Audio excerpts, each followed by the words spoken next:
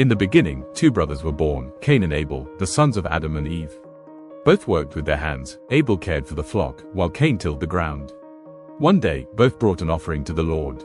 But God looked with favor on Abel's sacrifice, and not on Cain's. Cain's heart filled with anger and envy.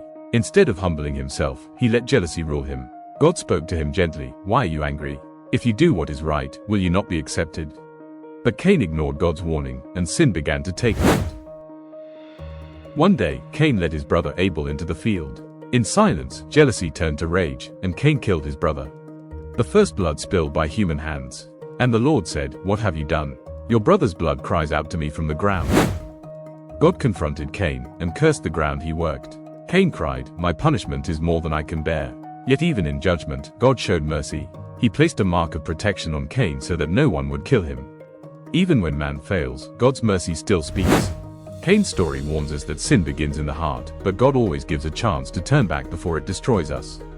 Let's keep our hearts soft, our hands clean, and our worship sincere. Because obedience is better than sacrifice, and love is stronger than jealousy. Voice of Word, where the living word still speaks.